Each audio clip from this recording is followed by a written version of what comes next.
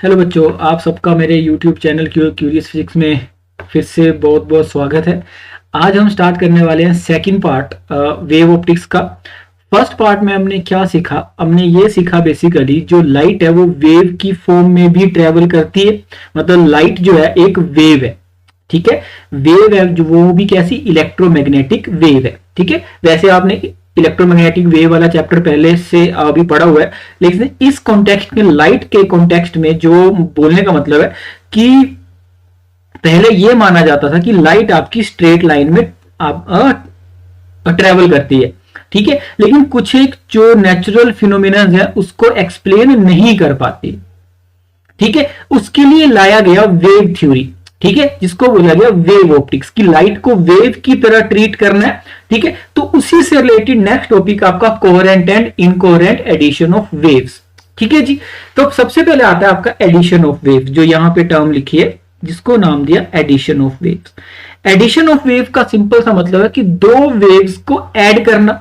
तो वेव्स को ऐड करने का एक और नाम है जो आपने अभी शायद अभी क्लास 11 में सुना भी होगा, जिसको बोलते हैं सुपरपोजिशन प्रिंसिपल। जिसको क्या बोला? सुपरपोजिशन प्रिंसिपल, ठीक है जी। सुपरपोजिशन प्रिंसिपल, सुपरपोजिशन प्रिंसिपल का बोलने का मतलब है the addition of light waves, या जो भी वेव्स हैं, addition of light waves vectorially, addition of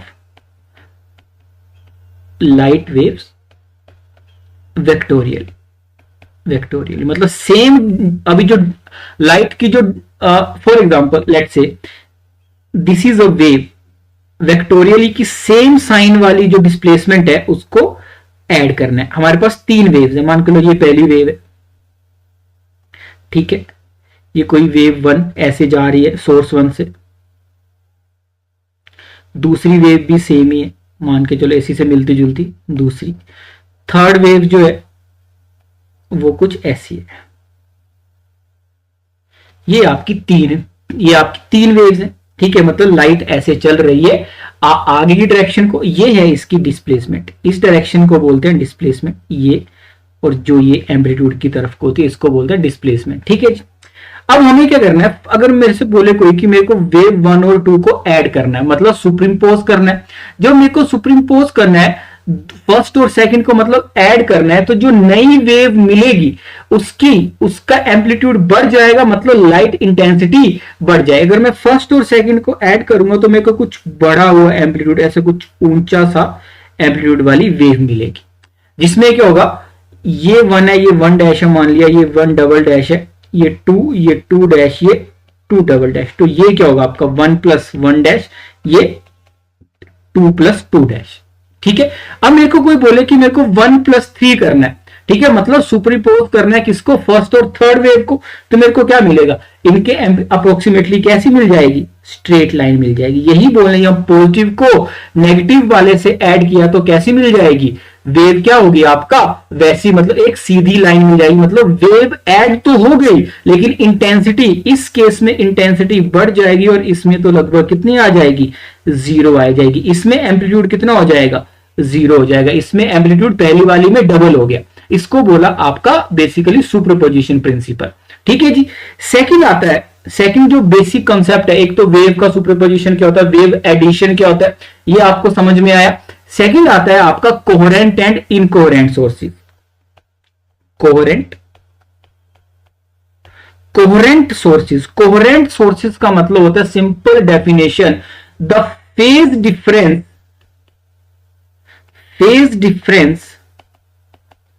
of waves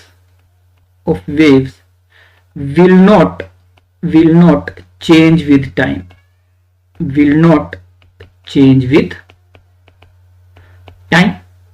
बोलने का मतलब दो वेव्स आपके पास है, ये वेव है मान के चलो y1 जिसकी a cos ओमेगा टी, दूसरी वेव है a cos omega T plus 5। ये दो वेव्स है। तो बोला कि पहले तो ये तो बताओ कि फेज डिफरेंस होगा क्या? जो ट्रिग्नोमेट्री फंक्शन के साथ जो आपका डिफरेंस है, पहले वाले में एंगल है ओमेगा टी, दूसरे वाले में ओमेगा टी प्लस 5, तो फेज डिफरेंस क्या हुआ? फेज डिफरेंस में बोल सकता हूं, फेज डिफरेंस हुआ मेरा यहां पे फाई। इन दोनों के बीच में एंगल का जो डिफरेंस है उसको बोला फेज डिफरेंस। एक और रिलेशन जो हमने पाथ डिफरेंस शायद फर्स्ट लेक्चर में भी बात करी थी, जो आपको याद होना चाहिए, पाथ डिफरेंस जो है, पाथ डिफरेंस और फेज डिफरेंस में क्या रिलेशन होता है। फेज डिफरेंस जो होता है, पूरा लिख देता हूं, phase difference is equal to 2 pi by lambda into path difference. ये हमने शायद पहले लेक्चर में भी किया था, ठीक है, स्टार्टिंग में जब चैप्टर स्टार्ट किया था। तो ये रिलेशन भी आपको पता होना चाहिए क्योंकि आगे काम आएगा, ठीक है।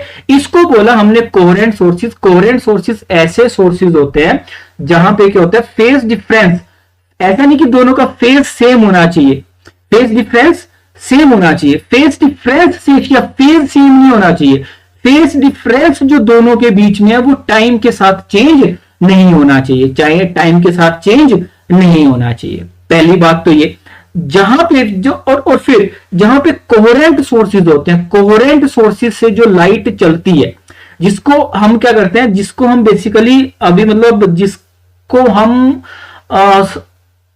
जिसको हम सुपर इंपोज करवाते हैं, जिसका हम वेव एडिशन करवाते हैं, ठीक है, वहां पे क्या होता है आपका, जब इंटेंसिटी बढ़ती है लाइट की तो उसको बोलते हैं हम इंटरफेरेंस। आगे पढ़ेंगे इंटरफेरेंस। जब इंटेंसिटी बढ़ती है तो पहले तो मर्ज कराते हैं, उसको सिंपल नाम दिया इंटरफेरेंस। दो टाइप का होता है, एक होता है कंस्ट्रक्टिव, एक होता है डिस्ट्रक्टिव।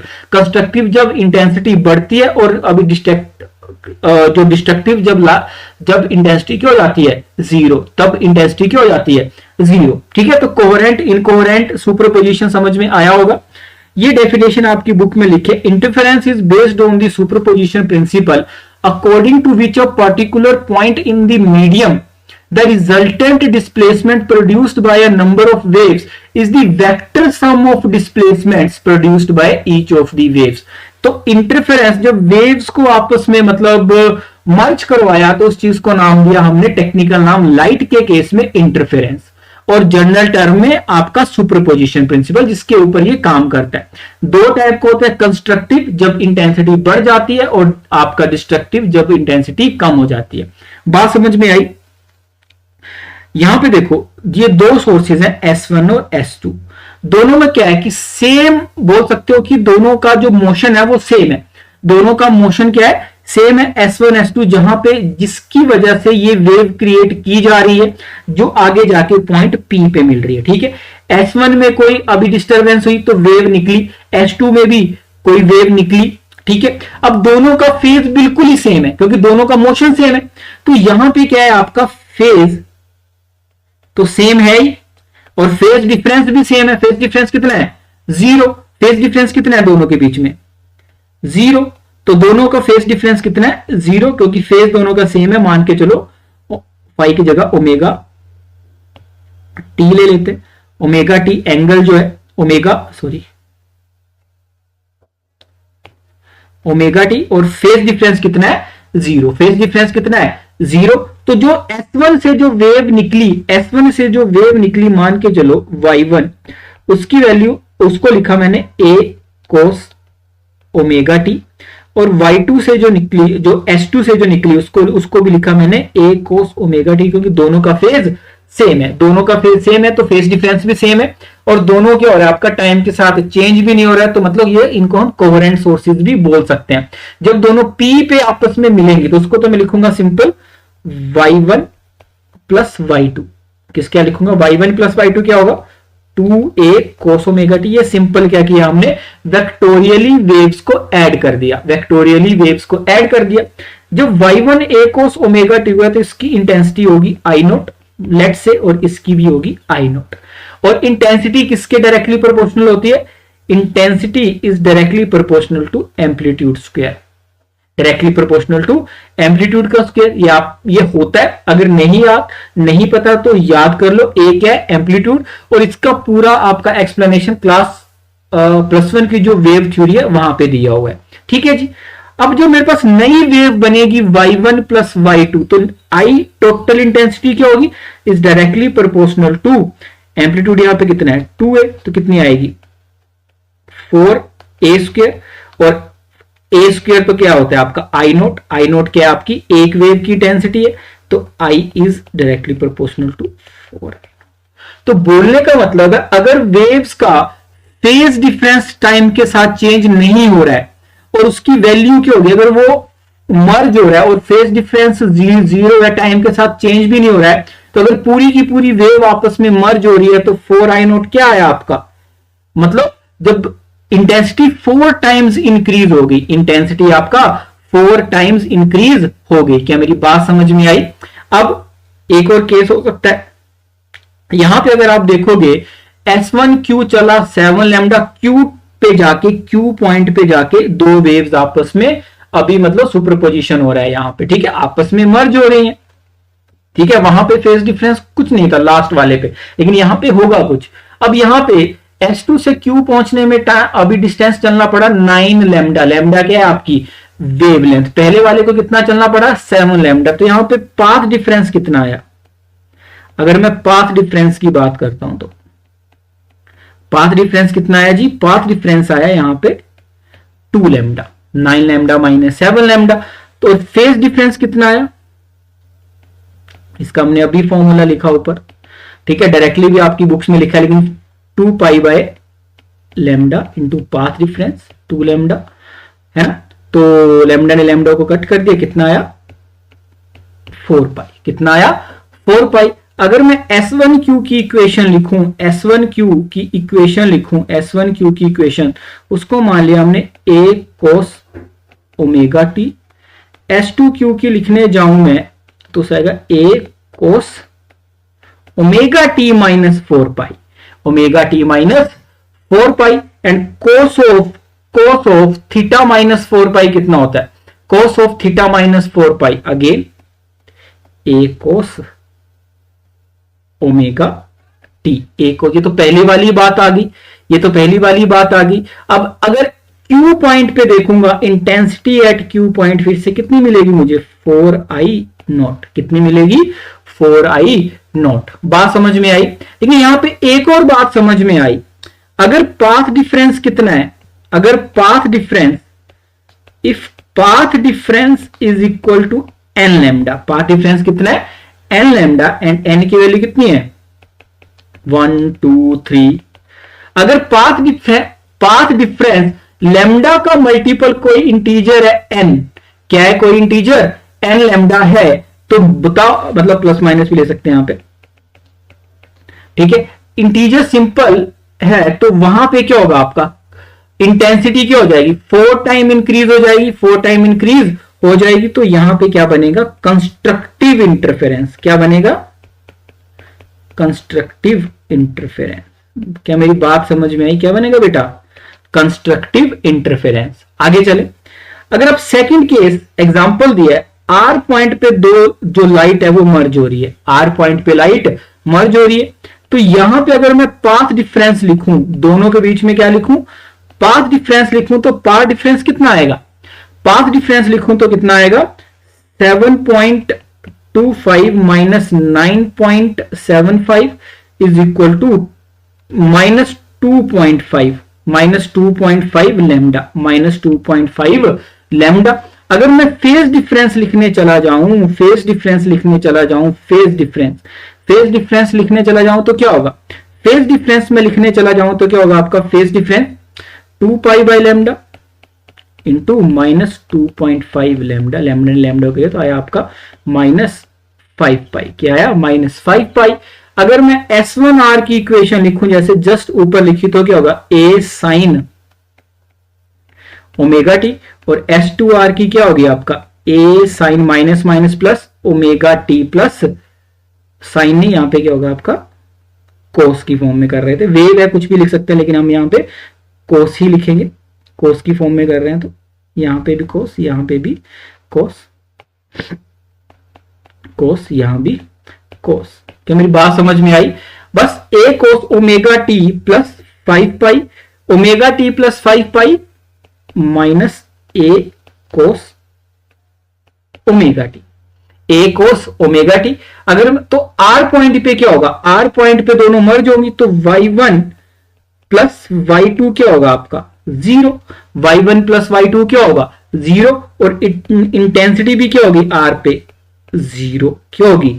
जीरो। तो यहां पे क्या माना गया आपका? Destructive interference. क्या माना गया आपका? Destructive interference. बात समझ में आ गई? कंस्ट्रक्टिव इंटरफेरेंस कब होगा? कंस्ट्रक्टिव जब आपकी इंटेंसिटी 4 टाइम्स इंक्रीज हो गई जो इंडिविजुअल वेव के पास थी। डिस्ट्रक्टिव क्या हो गया? जीरो। क्या हो गया? जब वेव्स आपकी अपोजिट, जो बोल सकते हो उससे वो ऐड हुई। अपोजिट ऐड हुई मतलब पॉजिटिव नेगेटिव वाले से ऐड हुआ, तो क्या होगा आपका? Intensity destructive. तो यहां पे तो ये समझ में आया जब पाथ डिफरेंस कितना हो, path difference is equal to n plus 1/2 lambda, n plus 1/2 lambda, और n की वैल्यू क्या है यहां पे? n की वैल्यू जो भी है आपका 0 1 2 3 है ना, जैसे भी कोई भी integer 0 plus minus 1 2 2 so on. तो क्या आएगा आपका? Destructive interference. क्या आएगा आपका? Destructive interference. के यहां तक बात समझ में आई है? तो क्या आएगा आपका? Destructive interference. ठीक है। यहां पे तो था कि जो पाथ डिफरेंस था, अब बोलने का मतलब कहीं पे कंस्ट्रक्टिव होगा, कहीं पे डिस्ट्रक्टिव होगा। अब क्या दोनों के बीच में भी तो कुछ होगा? दोनों के बीच में भी तो कुछ होगा। या तो मतलब पाथ डिफरेंस हमेशा थोड़ी कि आपका मतलब इवन और ओड ही रहेगा, कुछ बीच में भी तो कुछ होगा। तो दो इक्वेशन मान लेते हैं। Let's say y1 is equal to a cos omega T और y2 a cos omega T plus five. और फाइव क्या है आपका? Phase difference. फाइव क्या है आपका? फेज डिफरेंस मतलब जहां पे टोटली आपका जो रेज है वो पूरी तरह से एक दूसरे के ऊपर ऐड हो जाएंगी, और एक नहीं होगा, पूरी तरह से आपका जीरो हो जाएगा। लेकिन बहुत सारे पॉइंट्स बीच में भी तो होंगे ना, जहां ना पूरी तरह से ऐड होगा, जहां ना पूरी तरह से आपका जीरो होगा। तो उसमें हम क्या करते हैं? एक जनरल केस मान के चलते हैं। तो हम क्या करते हैं? नेक्स्ट y1 प्लस y2 का लेके चलते हैं। तो क्या होगा? a बाहर आ गया common, cos omega T plus cos omega T plus five. ये आ गया आपका sine cos of a plus b या cos of c plus d का फॉर्मूला आपने सुना होगा। उसको लिख सकते हैं हम a cos of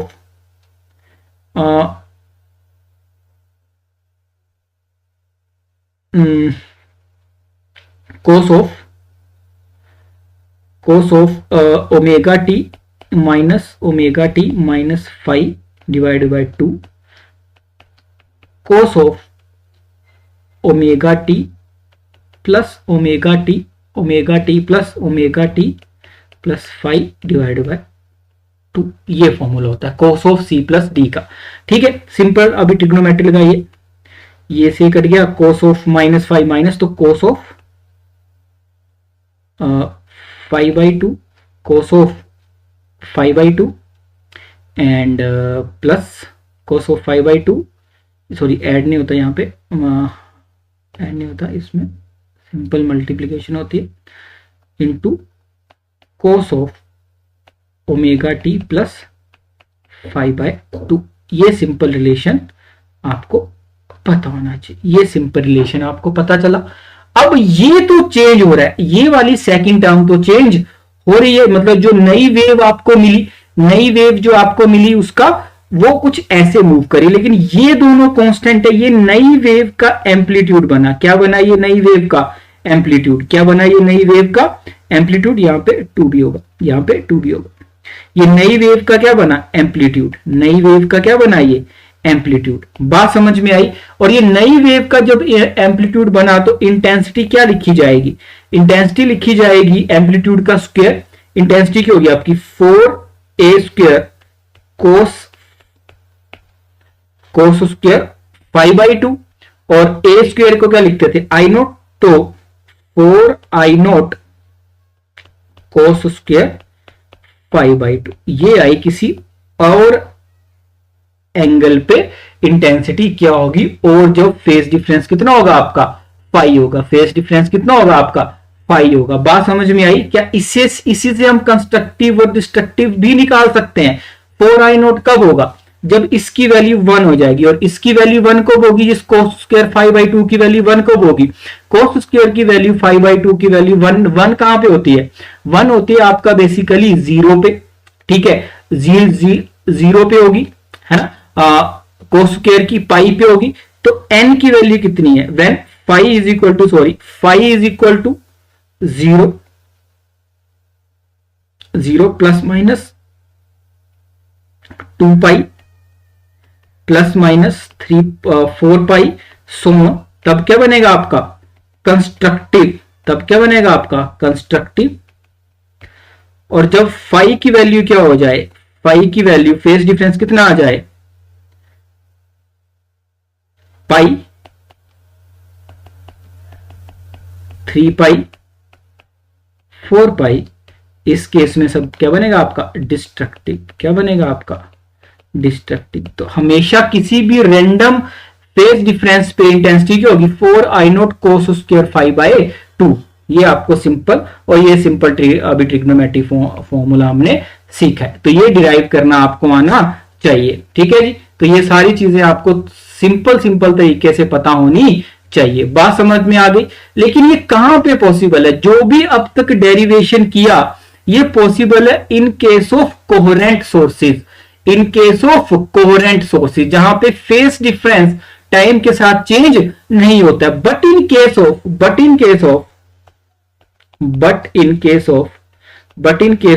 incoherent sources, but in case of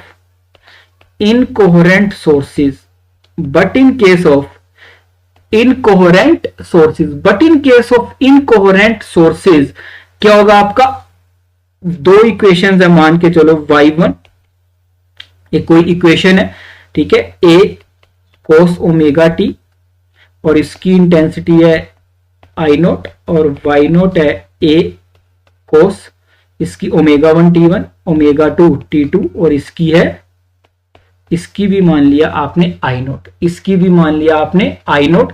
तो टोटल इंटेंसिटी इनकोहेरेंट के केस में कुछ कंस्ट्रक्टिव और जो डिस्ट्रक्टिव होगा वैसा कुछ नहीं है, simple y1 plus y2 total intensity आएगी, टोटल इंटेंसिटी ज्यादा डीप डाइव नहीं करना है, 2I0, टोटल इंटेंसिटी कितनी आएगी 2I0 and average of this intensity, average of this intensity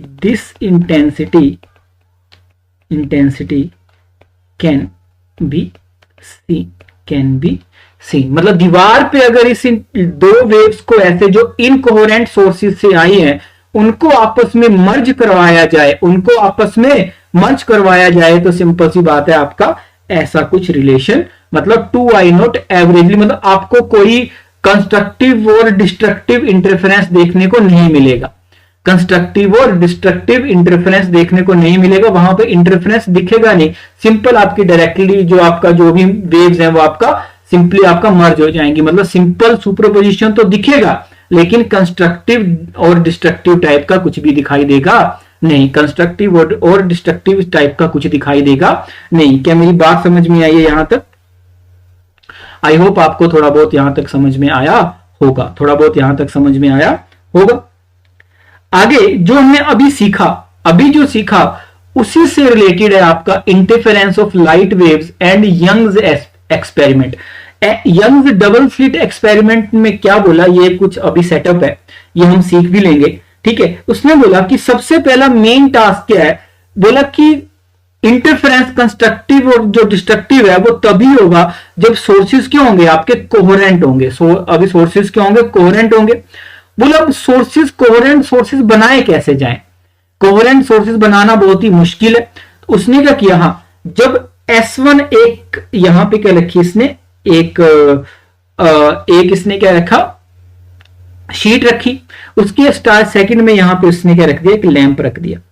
अब लैंप से जो लाइट निकलेगी वो तो सेम ही फेज पे निकलेगी ना, एक लैंप से जो निकलेगी, जो वेव निकलेगी उसका एक ही अभी फेज डिफरेंस होगा या सेम फेज होगा।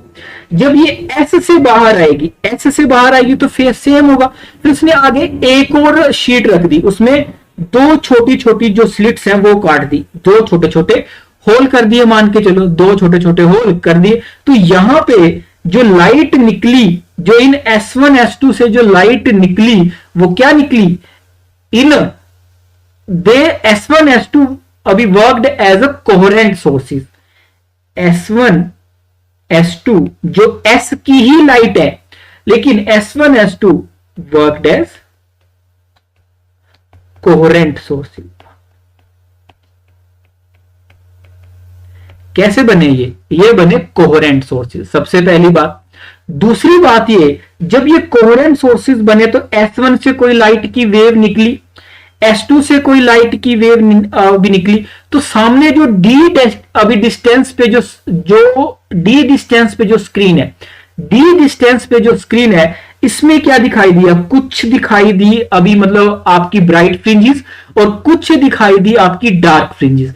ब्राइट एंड डार्क फ्रिंजेस का मतलब है कुछ व्हाइट लाइट के पैटर्न, व्हाइट के बाद डार्क, डार्क के बाद फिर व्हाइट, व्हाइट के बाद फिर व्हाइट, ये पूरा ऊपर ऐसे लंबा दिखाई दिया, पूरा ऐसे लंबा दिखाई दिया। बोलने का मतलब है कि लाइट कहीं पे अभी सुपर इंपोज हुई है, कैसे, जिसमें हुआ कंस्ट्रक्टिव इंटरफेरेंस, और कई जगह पे ऐसी हुई है जहां पे कैसा हुआ है, डिस्ट्रक्टिव इंटरफेरेंस, जहां पे बिल्कुल डार्क है। सबसे पहली बात तो ये, कहीं पे क्या हुआ है, पूरा का पूरा लाइट दोनों वेव्स वैसी की वैसी जो सेम फेज में थी, ठीक है, सेम फेज में थी बोलने का मतलब है, तो दोनों वैसे ही ऐड हो गई। और जो आउट ऑफ फेज थी, आउट ऑफ फेज थी जहां पे पाथ डिफरेंस आपका n+1/2 इंटू लैम्डा आया था, वहां पे क्या बनी आपका डार्क फ्रिंजेस बनी, क्या बनी आपकी डार्क फ्रिंजेस। बात समझ में आई। अब ये इसका मैथमेटिक जो सेकंड जो आपको डायग्राम दिखाई दे रहा है, ये आप बना सकते हो। S1 S2 से लाइट निकली होगी, S1 S2 से लाइट पक्का चली होगी। अब S1 S2 के बीच में अगर मैं पाथ डिफरेंस देखूं तो पाथ डिफरेंस है क्या, S1 S2 से मैं देखूं, अगर मेन फोकस तो क्या रहेगा मेरा, path difference, how to find path difference. Path difference आ गया तो फेस डिफरेंस वगैरह निकालने में ज्यादा कोई दिक्कत नहीं है। अगर मैं पाथ डिफरेंस S1 S2 को मैं देखूं, P पॉइंट पे मुझे निकालना है, P पॉइंट्स पे कोई भी हो सकता है, x की वैल्यू चेंज होगी, लेकिन एक पॉइंट P मान लिया। तो अगर मैं S1 से ये परपेंडिकुलर गिराऊं, ये परपेंडिकुलर गिराऊं यहां पे, ये तो ये जो पॉइंट है ये मान लिया आपने P मान लिया, क्या S2P ही पाथ डिफरेंस है, S2P ही पाथ डिफरेंस है, S2P इज पाथ डिफरेंस, आपकी बुक में डायरेक्ट लिखा हुआ लेकिन फिर भी S2P इज पाथ डिफरेंस, यही पाथ डिफरेंस है दो वेव के बीच में। जब S2 से लाइट वेव चली उसको P तक वो चली, और S1 से चली वो P तक चली, दोनों के बीच में डिफरेंस कितना है, दोनों के रास्ते में डिफरेंस कितना है, क्या दोनों के रास्ते में डिफरेंस कितना है, S2P, दोनों के रास्ते में जो डिफरेंस है वो कितना है, S2P। क्या मेरी बात समझ में आ गई यहां तक, है ना। अगर मेरे को S2P की वैल्यू पता चल जाए, मान के चलो ये छोटा सा एंगल, ये छोटा सा एंगल है थीटा, ये छोटा सा एंगल कितना है, बड़ा करके दिखा रहा हूं, थीटा, ये छोटा सा एंगल कितना है, थीटा।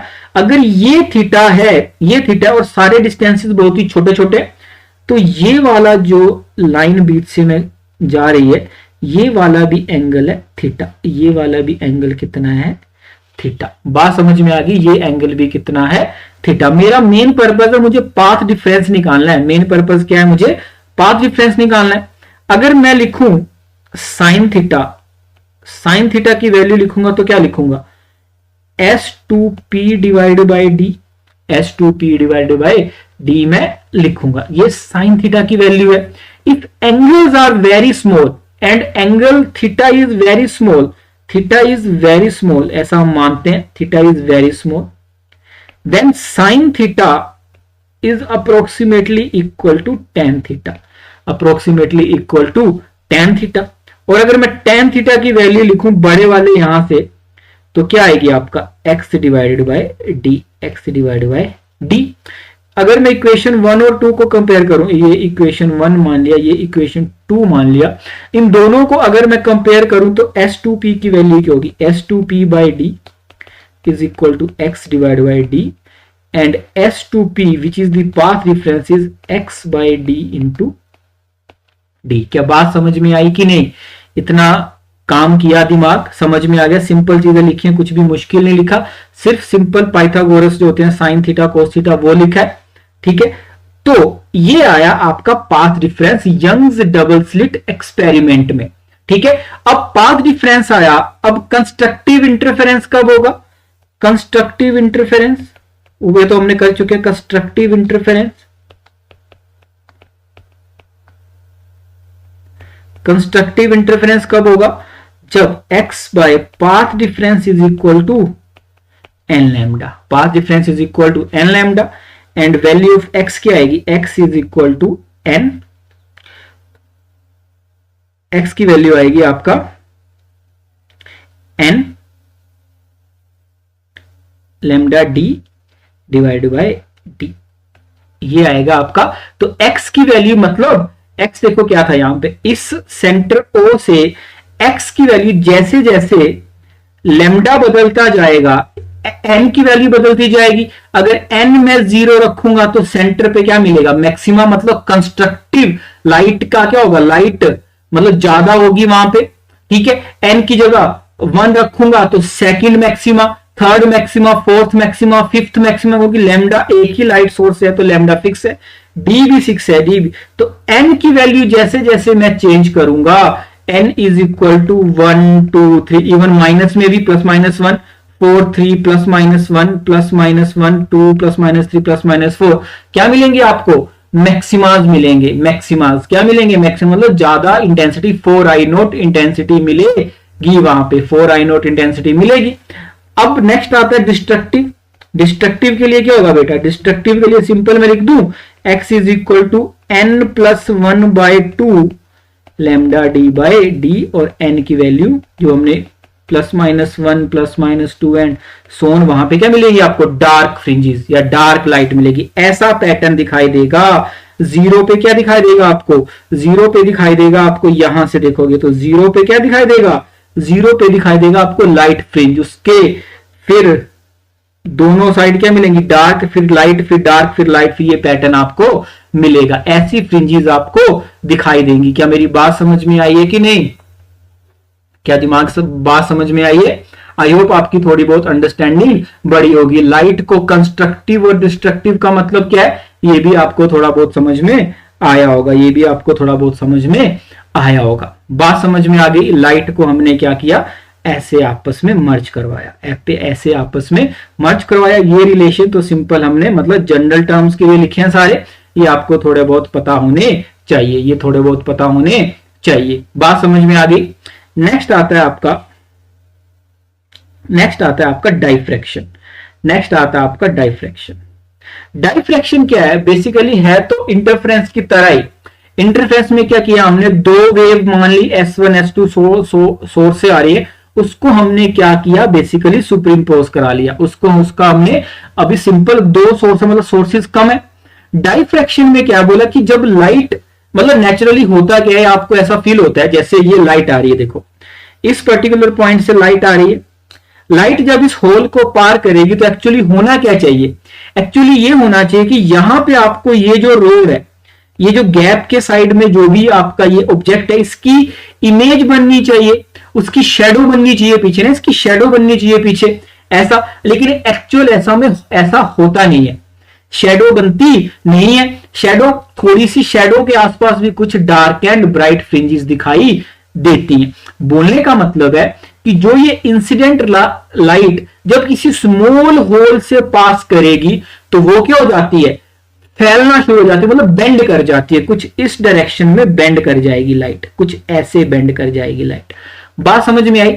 जब लाइट ऐसे बेंड कर जाएगी बेटा, लाइट ऐसे बेंड कर जाएगी तो फिर अगेन होने का क्या चांसेस है? सुपरपोजिशन, क्योंकि कुछ लाइट यहां भी, ये तो वेव फ्रंट है, ये क्या बन गया? एक वेव फ्रंट।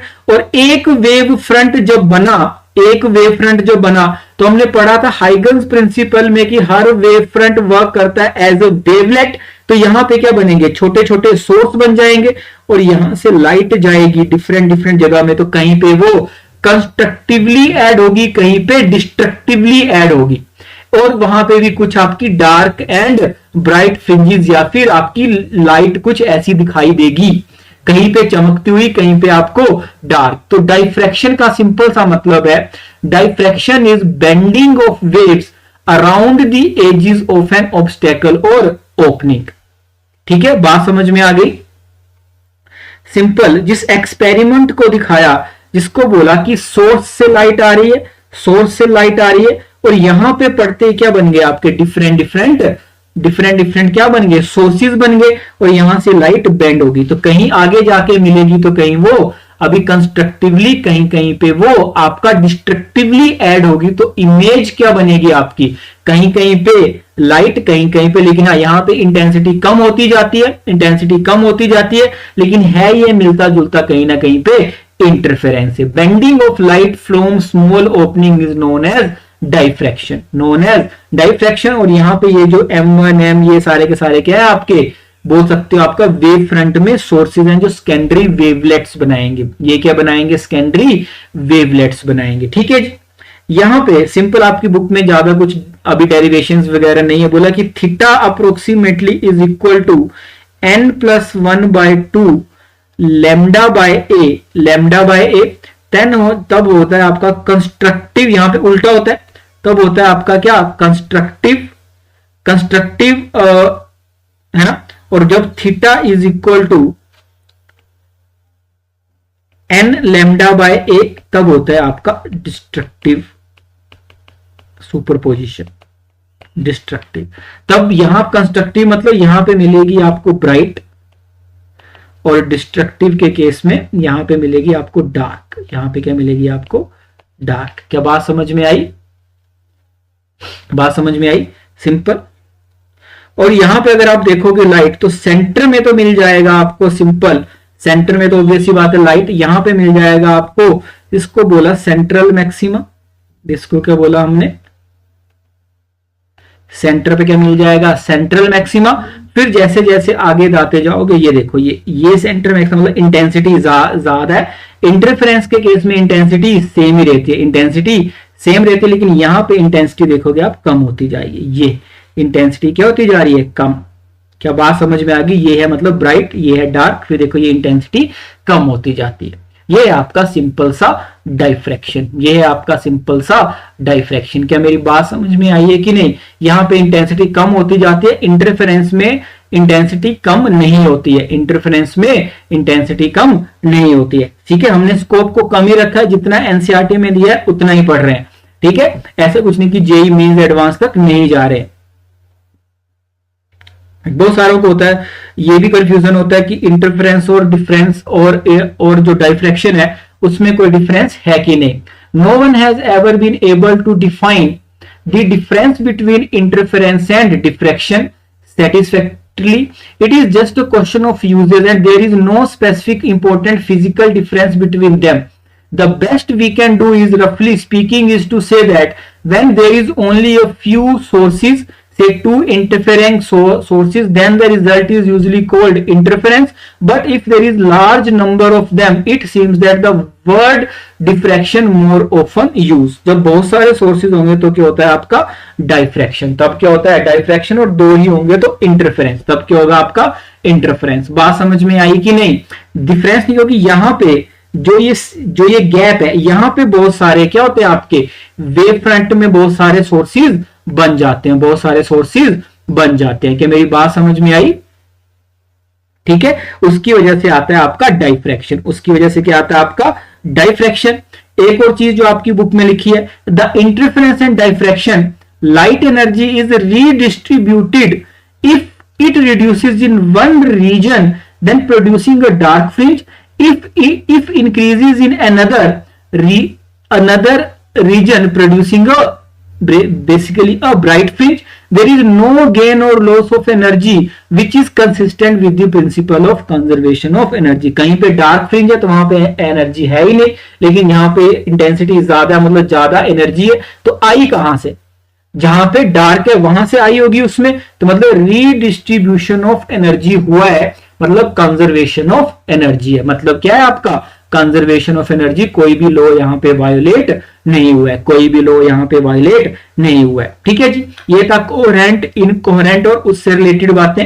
ठीक है, कि कैसे हमने किया, बस इतना याद रखना, लाइट को वेव की तरह माना गया है, लाइट को वेव की तरह माना गया है। ठीक है जी, नेक्स्ट आता है आपका नेक्स्ट जो चीज आपकी बुक में लिखी गई है जिसको बोलते हैं आपका बेसिकली पोलराइजेशन ऑफ लाइट, जिसको क्या बोलते हैं, जिसको नाम दिया गया polarisation of light. Polarisation of light से पहले थोड़ा सा लाइट को समझते हैं, लाइट को समझते हैं या सिंपल वेव को समझते हैं। ये सिंपल वेव है,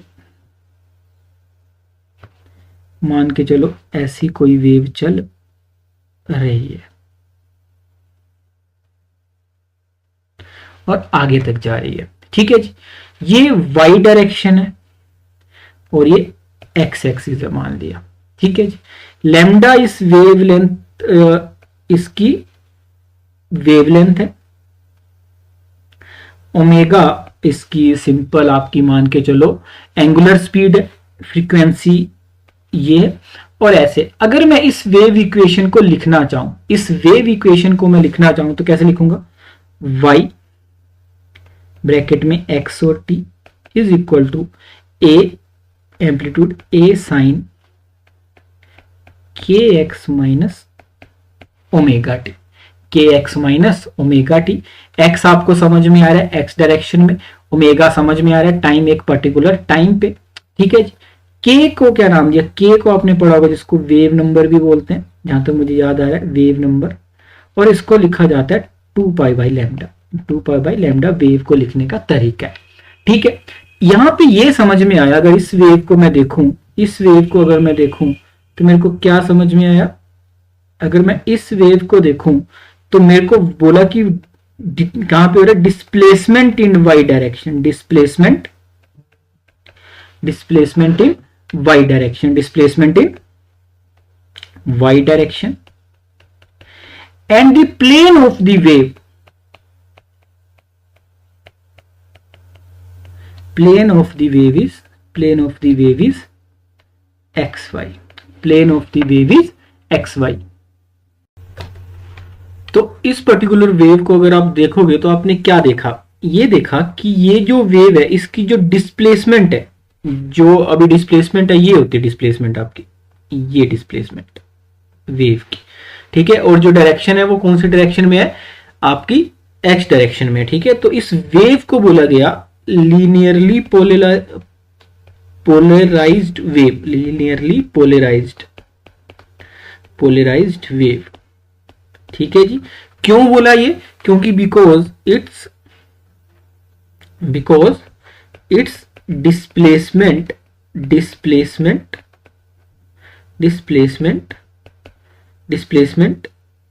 is in straight line and along y direction, या you can say y axis, okay.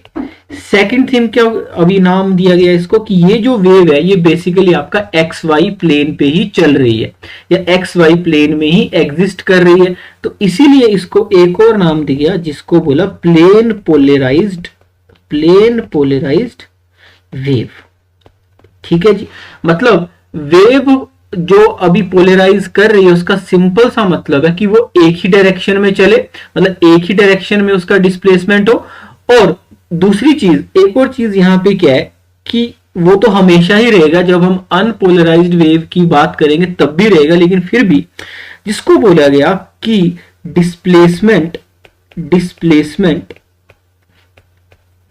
Is perpendicular to the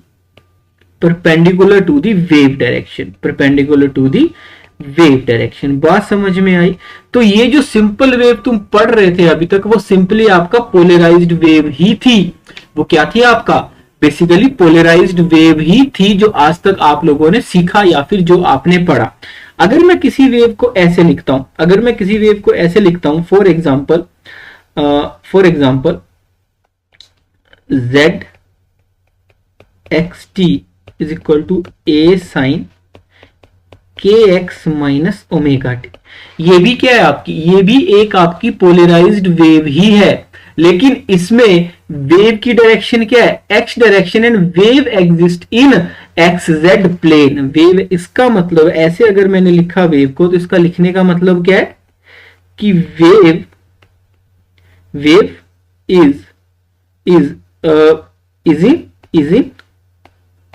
in as xz plane and displacement along z direction. क्या मेरी बात समझ में आई है? ये वेव को लिखने का तरीका है। तो जो सिंपल वेव आप पढ़ते हो, जो एक ही प्लेन मतलब एक plane X Y X Z Z Y में एग्जिस्ट करती है, उसको बोलते हैं बेसिकली आपका plane polarised wave.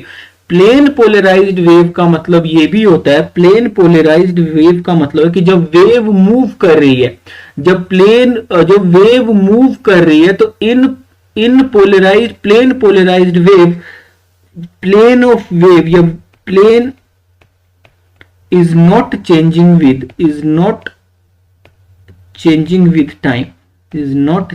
with time, उसका जो प्लेन है हमेशा, अगर पहली वाली में एक्स वाई है तो एक्स वाई रहेगा, सेकंड वाली में एक्स जेड है तो एक्स जेड ही रहेगा।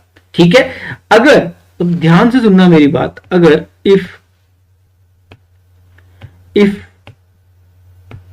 if plane of wave is changing with time,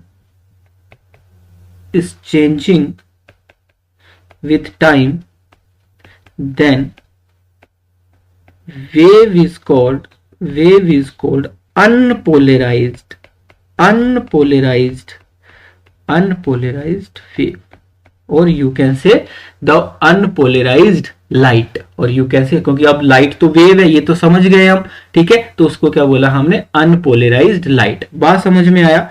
तो बोलने का मतलब, अब डेफिनेशन ध्यान से सुनना, जो अब तक हमने स्टडी किया उसी से रिलेटेड है। The polarisation of light is the restriction of vibration of light to a single plane. तो जो पोलराइज्ड लाइट होती है उसका मतलब क्या है कि लाइट आपकी क्या है, एक ही प्लेन में वाइब्रेट कर रही है, एक ही प्लेन में मूव कर रही है।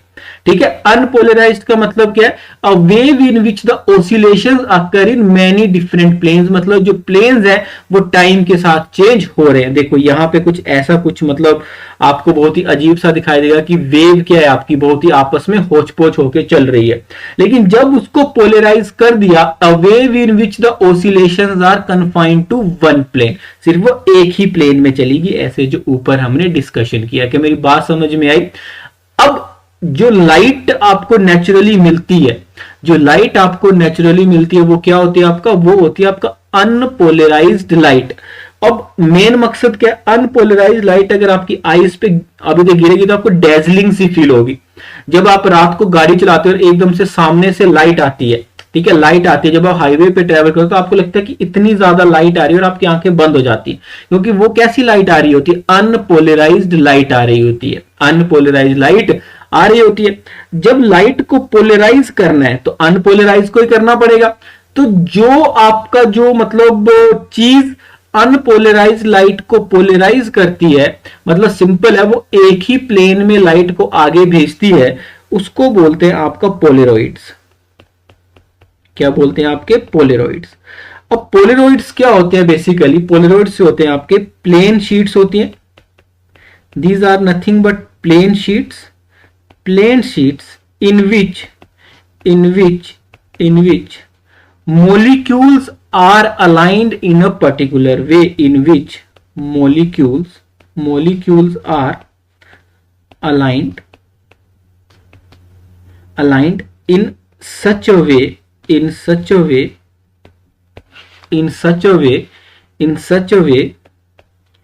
if light passing through these molecules get absorbed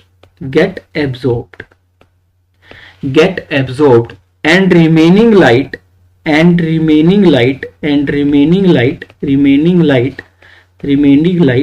you can say perpendicular to these molecules, these aligned molecules will come out। बोलने का मतलब है ये जो अभी जो पोलरॉइड्स हैं वो ऐसे ही एक अभी मतलब प्लेन शीट है, जिसमें से लाइट अगर पास करते हो, जिसमें से लाइट अगर पास करते हो तो लाइट कैसी मिलती है आपको? पोलराइज्ड। मतलब ये अदर प्लेन्स में जो लाइट जा रही है उसको एब्जॉर्ब कर लेती है और एक ही प्लेन में लाइट को बाहर भेजती है, एक ही प्लेन में लाइट को बाहर भेजती है, मतलब लाइट को पोलराइज्ड करके करती है। इसमें कुछ अलाइंड मॉलिक्यूल्स ऐसे होते हैं जो लाइट को एब्जॉर्ब कर लेते हैं, जो लाइट को एब्जॉर्ब कर लेते हैं। क्या मेरी बात समझ में आई? ठीक है, तो जो अभी पोलराइज्ड होते हैं वो अनपोलराइज्ड लाइट को क्या कर लेते हैं? आपका कन्वर्ट करते हैं पोलराइज्ड में। बात समझ में? जो भी आपके बोल सकते हैं, जो भी अभी सन ग्लासेस होते हैं, ये सारी चीजें होती हैं, उसमें बेसिकली पोलराइड ही लगा होता है। उसमें क्या लगा होता है? आपका पोलराइड ही लगा होता है। ठीक है, ये भी समझ में आया। मान के चलो अगर लाइट की इंटेंसिटी, जो अनपोलराइज्ड लाइट है उसकी इंटेंसिटी अगर आई है, तो एक पोलराइड से जो लाइट बाहर आएगी वो कितनी बाहर आएगी? वो आएगी आपकी 50% ऑफ आई, 50% ऑफ आई। अब चाहे आप पोलराइड को कैसे भी घुमाओ, कैसे भी रोटेट करो, एक पोलराइड से 50% ऑफ इंटेंसिटी ही बाहर आएगी। From one Polaroid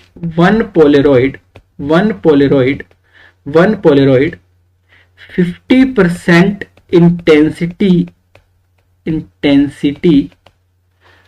of light comes out।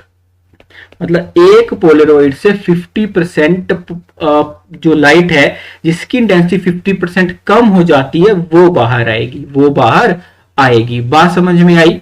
कि मेरी बात यहां तक समझ में आई है? ठीक है, मान के चलो आई नॉट लाइट बाहर आई है। कैसी आई है? आई नॉट लाइट बाहर आई है, जो 50% ऑफ अनपोलराइज्ड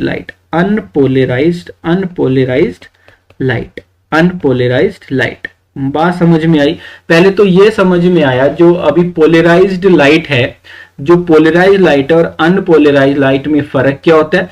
पोलराइज्ड होती है जिसमें एक ही प्लेन में वेव चलती है, और अनपोलराइज्ड में जिसमें एक प्लेन, जो प्लेन आपका बार बार टाइम के साथ चेंज होता रहता है, लेकिन पोलराइज्ड में टाइम के साथ चेंज नहीं होता है। क्या यहां तक मेरी बात समझ में आई?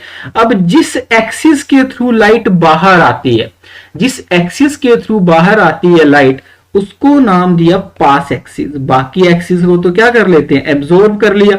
अब सिर्फ जिस एक्सिस के थ्रू बाहर आती है लाइट, जिसको नाम दिया पास एक्सिस। तो एक और चीज आई जिसको बोला हमने pass axis. Pass axis, it is the axis through विच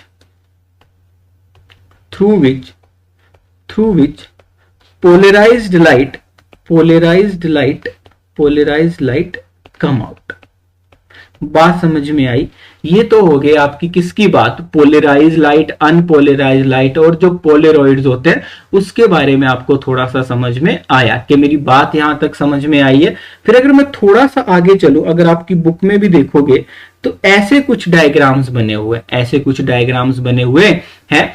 उन्होंने क्या बोला कि अगर P2 से लाइट एंटर कर रही है, P2 से लाइट एंटर कर रही है, तो P2 हो गया एक पोलराइड और दूसरा हो गया आपका P1, दूसरा हो गया मान के चलो आपका P1। अगर पोलराइड से लाइट एंटर कर रही है तो सिंपल सी बात है 50% कम होके आएगी।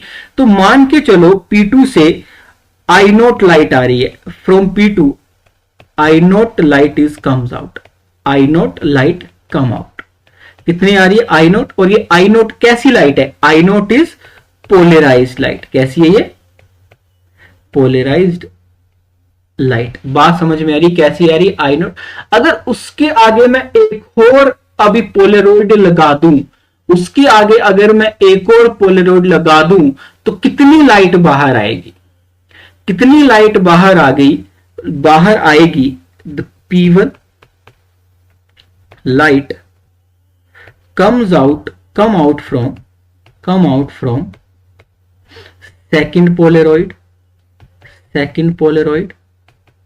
and that will be I is equal to I naught cos square theta। I naught क्या है? I naught is, अभी बोला हमने, I naught is the polarized light coming from first, जब फर्स्ट टाइम पोलराइजेशन होगा, I nought is the light, I nought is the, I nought is the, I nought is the polarized light, polarized light, polarized light, light coming from, come out from, come out from, come out from first, first polaroid, first polaroid। बात समझ में आई? तो बोलने का मतलब, और theta क्या है? Theta is the angle between, theta is the angle between, theta is the angle between, क्या है? Theta is the angle between pass axis, pass axis of two polaroids, two polaroid मतलब बिटवीन P1 एंड P2। बात समझ में आई? वो simple सी बात, अगर पहले पोलराइड से, अगर फर्स्ट पोलराइड से आई नोट आ रही है तो दूसरे से कितनी आएगी? आई नोट कोस स्क्वायर थीटा, और थीटा की वैल्यू कहां से वेरी करेगी? 0 to 90।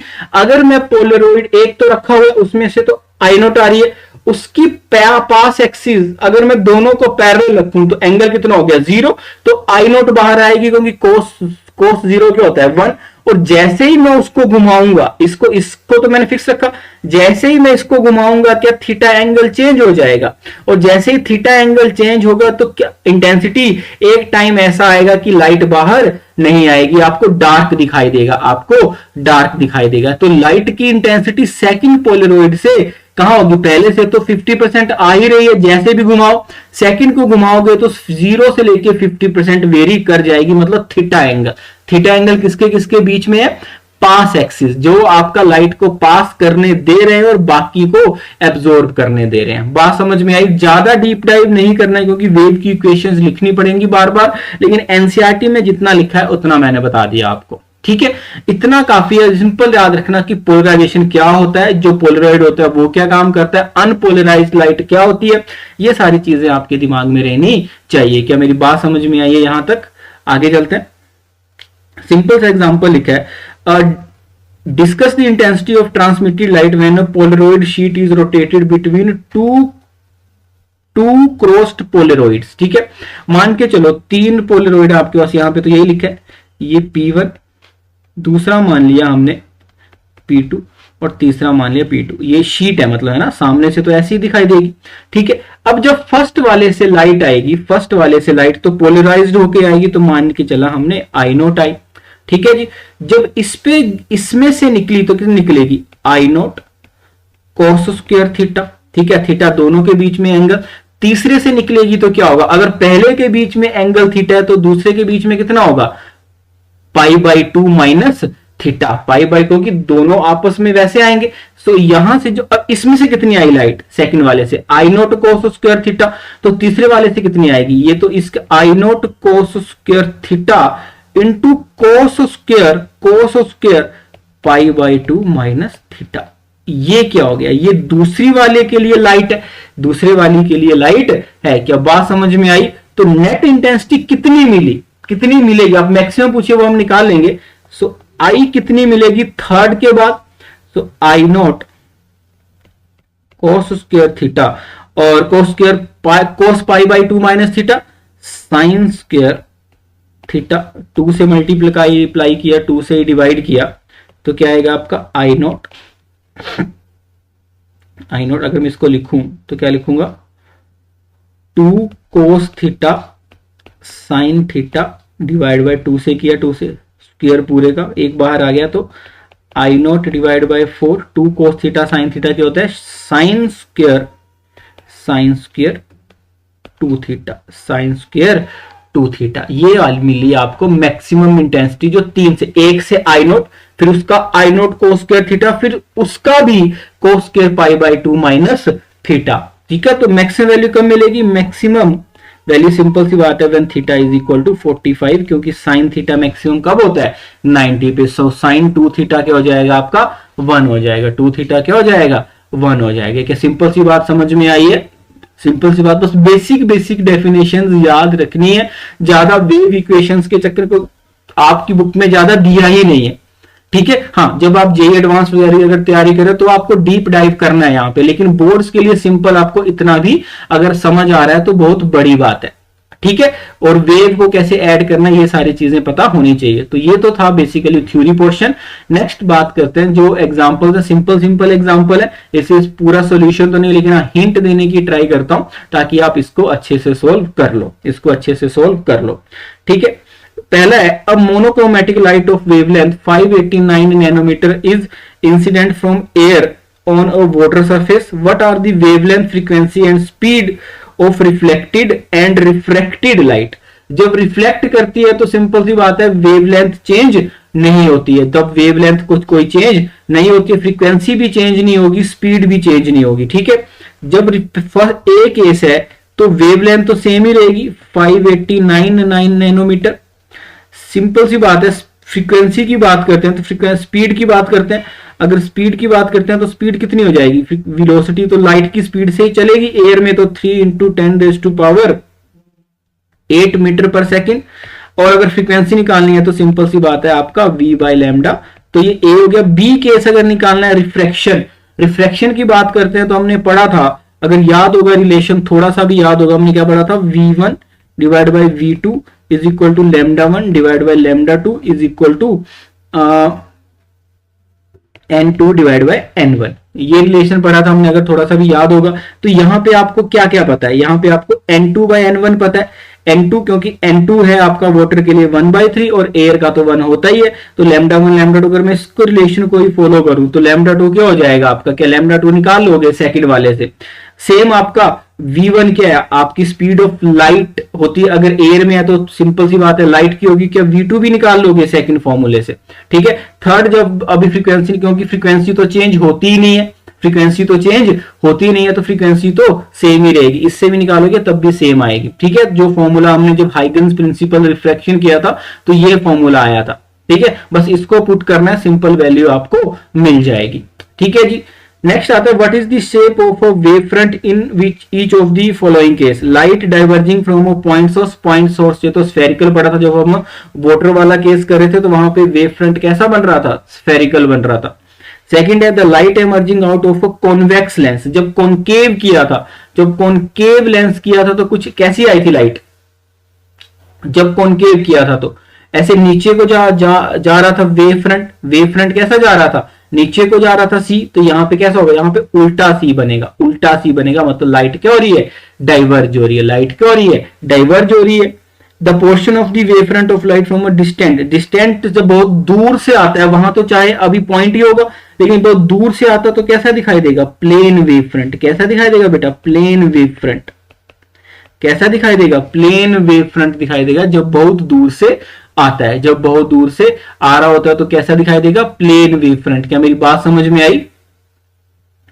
क्वेश्चन नंबर 3 देखोगे, the refractive index of glass is this, what is the speed of light in glass. तो सिंपल सी बात है, यही relation v1 by v2 is equal to n2 by n1, n2 by n1। तो n1 क्या होगा, air के लिए 1, n2 क्या होगा 1/0.5, v1 क्या हो गया 3.8, तो क्या v2 की वैल्यू निकाल लोगे, है ना। 3.8 × 10⁸ डिवाइड बाय 1/5 आंसर होगा वैसे तो। Is the speed of light in glass independent of the colour of light, ऐसा बिल्कुल भी नहीं है। कलर ऑफ लाइट जैसे आपने पढ़ा होगा विबग्योर, विबग्योर आपने पढ़ा सबने, है ना। विबग्योर क्या होता है, आपकी लाइट होती है तो वायलेट लाइट की फ्रीक्वेंसी सबसे ज्यादा, या मान के चलो इसकी जो वेलोसिटी सबसे ज्यादा है, तो वेलोसिटी यहां r तक कम होती है, तो सबसे ज्यादा रिफ्रैक्टिव इंडेक्स किसको फील होगा, सबसे ज्यादा रिफ्रैक्टिव इंडेक्स फील होगा किसको, वायलेट को। तो सबसे ज्यादा बेंड कौन होगी, वायलेट, और सबसे ज्यादा बेंड होगी वायलेट, तो इसकी स्पीड किसी मीडियम के अंदर सबसे ज्यादा कम हो जाएगी, सबसे ज्यादा कम हो जाएगी, और सबसे कम इफेक्ट पड़ेगा रेड को। तो सिंपल सी बात है, इफेक्ट पड़ता है, ठीक है। वायलेट लाइट की स्पीड सबसे ज्यादा होती है, मतलब मान के इसकी फ्रीक्वेंसी सबसे ज्यादा होती है, तो सबसे ज्यादा बैंड यही होगी, और रेड लाइट का उसका उल्टा होता है, रेड लाइट का उसका अपोजिट होता है। सिंपल सी बात मेरी समझ में आई। आगे आता है आपका, in a Young's double slit experiment the slits are separated by 0.28 mm and the screen is placed 1.4। अगर आपको वो रिलेशन थोड़ा सा भी याद होगा, यहाँ पे जो हमने किया था, अगर थोड़ा सा भी देखोगे आप formula, x is equal to n कहाँ गया, जब आपका सिंपल सा केस किया था हमने, ये वाला फॉर्मूला आपको याद रखना है हमेशा, ये वाला फॉर्मूला आपको हमेशा याद रखने हैं, ये दोनों फॉर्मूले, ये x is equal to N lambda D by D, और इसमें जब आपका अभी डिस्ट्रक्टिव होगा तो n+1/2 है ना लेमडा डी बाई डी। जब इस फॉर्मूले से ये मैं फॉर्मूला होगा मतलब कितनी दूर कितने में बनेगा, जैसे जैसे n चेंज करना है वहां पे, अगर आप यहाँ पे देखोगे तो कैसे आएगा फिर वो, in double Young's double slit experiment the slits are separated by, तो यहाँ पे कैपिटल डी आपको दिया हुआ है 0.28 mm and screen is sorry okay ये है आपका स्मॉल डी, कैपिटल डी दिया है 1.4 metre, the distance between the central fringe and the fourth fringe is given, मतलब फोर्थ मतलब n की वैल्यू कितनी दी है 4, तो have to find the value of wavelength कितनी दी है, और x की वैल्यू कितनी दी है आपको 1.2, ये डिस्टेंस है x, तो x इज इक्वल टू, अगर कौन सी अभी फ्रिंज है ये, अभी ब्राइट फ्रिंज, किसके किसके बीच में ब्राइट, तो कौन सा फॉर्मूला गया n lambda D by D, N lambda D by D, तो क्या n यहाँ पे दिया है 4, लेमडा आपको निकालना है, d यहाँ पे दिया है, छोटा d दिया है, x दिया आपको 1.2, तो इजीली सारे यूनिट सेम करना, मेन फोकस क्या रहेगा, यूनिट सेम करना, डायरेक्टली आंसर आ जाएगा, डायरेक्टली आंसर आने लगेगा। ठीक है जी। नेक्स्ट क्वेश्चन अगर देखो सेम इसी पे डिपेंडेड है, in Young's double slit experiment using monochromatic light of wavelength the intensity of light at the point on the screen where the path difference is lambda. अब पाथ डिफरेंस अगर lambda हो तो क्या आपको याद है, जब पाथ डिफरेंस लेमडा था तो क्या आता था आपका बेसिकली कंस्ट्रक्टिव इंटरफेरेंस, याद है जब पाथ डिफरेंस कितना आता था एन लेमडा, हमने ऊपर ये किया, फिर हमने एन की वैल्यू 1 2 3 4, तब क्या आता था आपका कंस्ट्रक्टिव, कंस्ट्रक्टिव मतलब आपकी क्या बनेगी अभी, मतलब कंस्ट्रक्टिव मतलब वहां पे कैसी फ्रिंज बनेगी, वहां पे बनेगी बेसिकली आपकी ब्राइट फ्रिंज, तो जब उसकी वैल्यू आएगी आई नोट, उसकी वैल्यू कितनी आई आई नोट, उसकी वैल्यू कितनी आई मान के चलो आई नोट या उसकी वैल्यू दी है उन्होंने के, कितनी वैल्यू दी है उन्होंने के, बात समझ में आई। और अगर याद भी होगा तो वैल्यू होती कितनी थी इसकी वैल्यू होती थी आपका दोनों फ्रिंजेस को मिला के, पर चलो यहाँ पर ये मैक्सिमम वैल्यू है, ये क्या वैल्यू है के आपकी मैक्सिमम वैल्यू, जब दोनों पूरी की पूरी वेव आपस में मर्ज होगी, मतलब सबसे ज्यादा चमक वाला एरिया होगा। ठीक है, अब इन्होंने बोला कि जब आपका पाथ डिफरेंस कितना है, अब पाथ डिफरेंस लैम्डा बाई 3 है। ठीक है, जो अगर पाथ डिफरेंस लैम्डा बाई 3 है तो क्या मैं फेस डिफरेंस निकाल सकता हूं, फेस डिफरेंस में निकाल सकता हूं। अगर पाथ डिफरेंस मेरे को दिया लैम्डा बाई 3 और मैंने फॉर्मूला भी बताया था, तो फेस डिफरेंस को क्या होगा आपका 2 pi by lambda into 2 pi by lambda into path difference lambda by 3, तो लैम्डा से लैम्डा कट गया, तो फेस डिफरेंस कितना आया, फेस डिफरेंस की वैल्यू आई 2 पाई बाय 3, फेस डिफरेंस की वैल्यू कितनी आई 2 पाई बाय 3, 2 पाई बाय 3 मतलब 2 पाई बाय 3 हो गया आपका 120 है ना, 120। और इंटेंसिटी का फॉर्मूला निकाला था हमने जनरल केस में, अगर याद होगा जनरल केस में इंटेंसिटी क्या निकाली थी आई नोट अगर आपको याद होगा, देखो कहां पे किया था हमने, I nought cos of 4 I nought cos of 5/2, देखो यहां पे हमने ये अच्छे से डिराइव किया हुआ है, 4 आई नोट, याद रखना है कि कहां पे कौन सी चीज डिराइव की है, ये देखो ये किया था हमने जनरल केस के लिए, ये जनरल केस के लिए 4 I nought cos square 5/2 cos square 5/2, 4 I nought cos square 5/2, और 4 आई नोट की वैल्यू यहाँ पे के है, 4 आई नोट की वैल्यू यहाँ पे कितनी है के, तो सिंपल हमने यहाँ पे क्या करना है, बस ये डायरेक्टली फॉर्मूला पुट कर देना। इस चैप्टर में भी डायरेक्टली आपके फॉर्मूला बेस्ड क्वेश्चन ही आएंगे, फॉर्मूला बेस्ड क्वेश्चन ही आएंगे। ठीक है, क्योंकि ना यहाँ पे कंस्ट्रक्टिव बन रहा है ना यहाँ पे डिस्ट्रक्टिव बन रहा है, मतलब कुछ दोनों का मिक्स सा बन रहा है। तो आई नोट की वैल्यू कितनी होगी, आई इज इक्वल टू के इंटू, मैं लिखूंगा तो कितनी होगी 4 आई नोट की वैल्यू, मतलब मैक्सिमम तो के कोस स्क्वायर 5/2, और 5 की वैल्यू कितनी आई है 2/3, तो के इंटू कोस स्क्वायर 5/2 मतलब कोस स्क्वायर 60 डिग्री है ना, कोस स्क्वायर 60, कोस 60 होता है 1/2, तो 1/2 हो गया आपका k/4, क्योंकि k वहां पे जो 4 आई नोट आता था, जो अभी कंस्ट्रक्टिव इंटरफेरेंस के बाद आता था, उसको बोलते थे हम 4 आई नोट, लेकिन 4 आई नोट की वैल्यू यहाँ पे पहले दे दी गई है, उसकी वैल्यू है k, तो आपको कितनी इंटेंसिटी मिलेगी k/4, 4 कितनी मिलेगी? मैक्सिमम का मतलब कंस्ट्रक्टिव इंटरफेरेंस में जितनी इंटेंसिटी होती है मैक्सिमम, उसका 4th पार्ट k/4। क्या मेरी बात समझ में आई? क्वेश्चन डायरेक्टली फॉर्मूला बेस्ड है जो हमने ऊपर पढ़ा हुआ है। यहाँ पे 4I0 की वैल्यू k पहले से दी है, जो आपको मैक्सिमम इंटेंसिटी मिलती थी। A beam of light consisting of two wavelengths 650 nanometer and 520 nanometer is used to obtain interference fringes in a Young's double slit experiment. Find the distance of the third bright fringe on the screen from the central maxima. तो n की value कितनी होगी? 3 आपकी 3, तो simple आपको formula n lambda d by D, n lambda d by D, तो simple है n आपको पता है 3, लैम्डा आपको पता है कैपिटल D, यहाँ पे क्या है यहाँ पे beam of light frequency of the two wavelength, this is used to obtain the fringe. Find the distance of the third bright fringe on the screen of the central maxima of wavelength 6 nanometre. तो simple आपको यहाँ पे d by D ratio नहीं दिया है, तो simple आपका n lambda d by D हो जाएगा। ठीक है, सिंपल क्या हो जाएगा आपका? डी बाई डी यहाँ पे दिया नहीं है बेसिकली, है ना, तो आप अपनी मर्जी से कुछ भी स्टैंडर्ड वैल्यू ले सकते हो यहाँ पे। नेक्स्ट क्वेश्चन है, नेक्स्ट इसी का पार्ट है, लेकिन फॉर्मूला यही लिखना है क्योंकि सिंपल आपका from the screen on the screen the central maxima, find the distance of the third bright fringe on the screen from the central maxima. तो यस, यही फॉर्मूला डायरेक्टली होगा, यहाँ पे डी, कैपिटल डी और D नहीं दिया है। ठीक है, और what is the least distance from the central maxima where the bright fringes due to the both the wavelengths coincide? आप क्या करते हो? आपको लीस्ट डिस्टेंस मतलब x पूछा है, तो दोनों कहां पे कोइंसाइड करेंगी? दोनों कहां पे कोइंसाइड करेंगी? ठीक है, लैम्डा कम किसका है?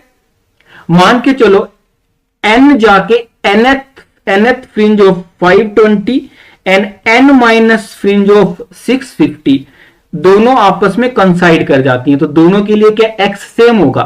दोनों के लिए क्या x सेम होगा? अगर मैं लिखूंगा दोनों के लिए क्या x सेम होगा, मेरी बात समझ में आई? या फिर सिंपल बोल सकते हैं कि दोनों के लिए पाथ डिफरेंस सेम होगा, तो simple n minus 1 650 is equal to n into 520। इन दोनों को सोल्व करोगे कि n की वैल्यू मिल जाएगी, n की वैल्यू मिल जाएगी। और सिंपल अगर n की वैल्यू मिल जाएगी तो क्या करोगे? इसके लिए किसी के लिए भी निकालो x की वैल्यू कितनी होगी फिर? n lambda d by D, तो दोनों के लिए आपको आंसर मिल जाएगा। d बाई डी यहाँ पे नहीं दिया, आपको स्टैंडर्ड वैल्यू भी ले सकते हो, आपको स्टैंडर्ड वैल्यू भी यूज कर सकते हो। क्या मेरी बात समझ में आई? ठीक है, तो यहां तक आई होप आपको थोड़ा बहुत समझ में आया होगा। बेसिक अंडरस्टैंडिंग यही है कि इस पूरे चैप्टर में यही अभी प्रूव करने में पूरी पावर लगाई है, पूरी जान लगाई है कि जो आपका मतलब जो लाइट है वो वेव है, इंटरफ्रेंस, डाइफ्रैक्शन जो और इवन जो पोलराइजेशन है, ये बेसिकली वेव के थ्रू ही आप चीजों को आगे बढ़ा सकते हो। अगर रे ऑप्टिक्स लेके चलोगे तो रे ऑप्टिक्स तो स्ट्रेट लाइन मानती है, लेकिन कुछ फिनोमिनन ऐसे हैं जो आपका वेव थ्योरी से या लाइट को वेव कंसीडर करके ही पता चलेंगे। ठीक है, या वेव ही मान के लाइट की मतलब कुछ एक जो चीजें उसको सोल्व करेंगे। ठीक है, तो थोड़ा सा मतलब अब अभी ट्रिकी तो नहीं बोलूंगा क्योंकि उतना ज्यादा आपकी बुक में दिया नहीं है, बहुत ज्यादा सिलेबस कट हो गया है, लेकिन हाँ फिर भी बेसिक अंडरस्टैंडिंग रखना जरूरी है कि चैप्टर का बेसिक थीम क्या है। ठीक है, आई होप आपकी थोड़ी सी अंडरस्टैंडिंग इंक्रीज हुई होगी। ठीक है, सो मेरी तरफ से इतना ही। Thank you so much, take care, have a nice time, God bless you, bye bye.